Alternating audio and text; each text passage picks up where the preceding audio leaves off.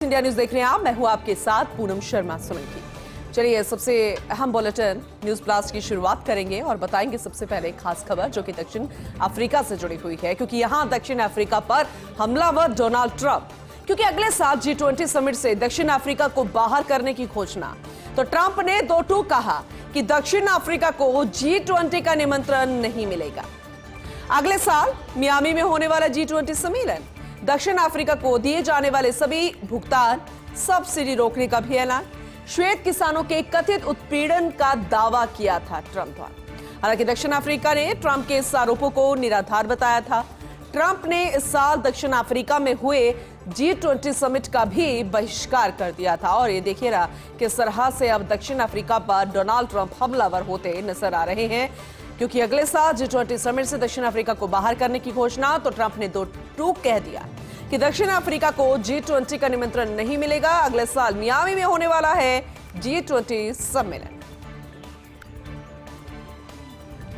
गृह मंत्री अमित शाह ने बीजेपी नेताओं को दिए निर्देश, कहा आगे बंगाल की लड़ाई के लिए तैयार रहना है, हमेशा कार्यकर्ता मोड में रहना है, तैयार रहें, कहीं भी ड्यूटी लगाई जा सकती है।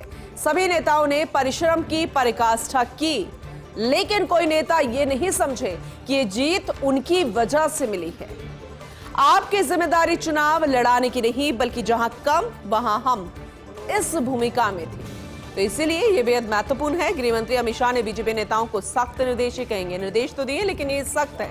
उन्होंने कहा कि आगे बंगाल की लड़ाई के लिए हमें तैयार रहना है, हमेशा कार्यकर्ता मोड में रहना है, फिर वो आप चाहे कितने बड़े दिग्गज हो, तैयार हैं, कहीं भी ड्यूटी लगाई जा सकती है। सभी नेताओं ने परिश्रम की पराकाष्ठा की है, लेकिन कोई भी नेता ये ना समझे कि जीत उनकी वजह से मिली है। ये बात यहां पर बिहार चुनावों की हम कर रहे हैं, यही इशारा यहां अमित शाह ने दिया है सभी नेताओं को। बीजेपी नेताओं से जब उनका यहां पर संवाद जारी था तो उन्होंने कहा कि आपकी जिम्मेदारी चुनाव लड़ाने की नहीं, बल्कि जहां कम वहां हम इस भूमिका में थी।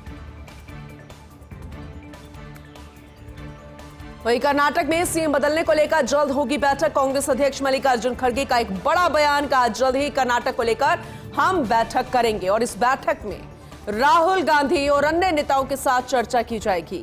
सीएम सिद्धारमैया और deputy CM DK Shivakumar भी मौजूद रहेंगे।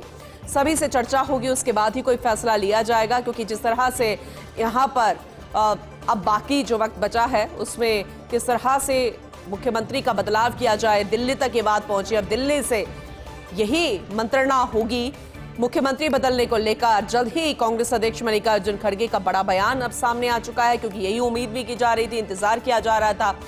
कर्नाटक को लेकर बैठक होगी और बैठक में राहुल गांधी होंगे, अन्य नेताओं के साथ चर्चा की जाएगी, वो क्या चाहते हैं। तो वही मुख्यमंत्री सिद्धारमैया और deputy CM DK Shivakumar भी मौजूद रहेंगे। उसके बाद ही जब सबसे चर्चा हो जाएगी तभी कोई फैसला लिया जाएगा।